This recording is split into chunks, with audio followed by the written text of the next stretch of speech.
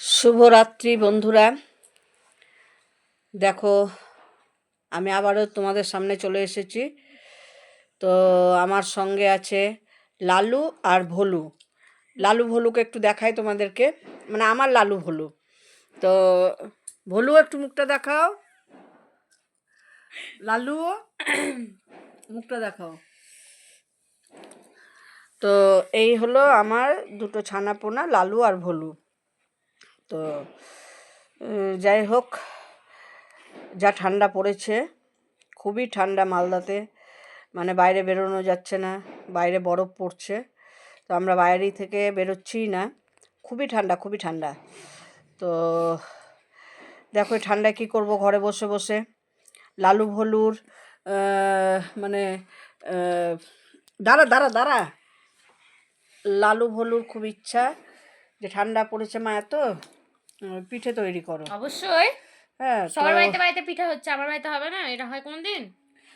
তো এত জ্বালাতন করে আজ 15 দিন আগে থেকে আমাকে পিঠা খাওয়ার জন্য। সে আবার মিষ্টি পিঠা খায় না, ঝাল পিঠা। তো যাই হোক, ভোলু আমার পিঠার সবজিটা তৈরি করেছে। এখন সেই সরঞ্জামগুলো তৈরি হচ্ছে। তো চলো আগে আগে আমরা পিঠে তৈরি করব, করে ভোলুকে আর লালুকে, লালু ভোলু দুজনেরই ওই ঝাল পিঠাটা প্রচণ্ড মানে পছন্দ করে ওরা। আমরা বাঙাল তো, আমরা ঘটি নই, ঘটিরা মিষ্টি খাই, আর বাঙালিরা ঝাল। অর্থাৎ আমরা ঝাল খেতে বেশি পছন্দ করি। আমার একদমই মিষ্টি পছন্দ না। আর এই যে আমার ভাইয়ের তো আরোই পছন্দ না, না বল ভাই?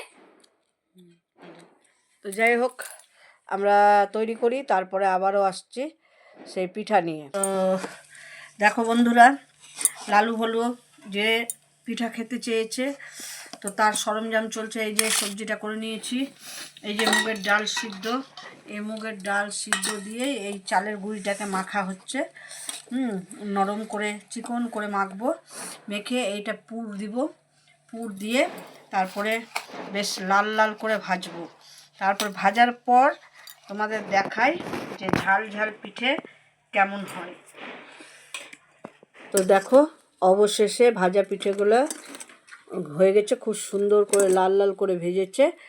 এই যে ভোলু ভেজেছে, ঠিক আছে।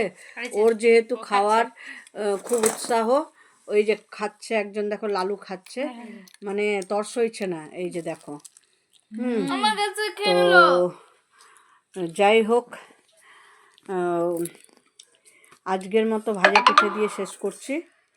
শুভরাত্রি।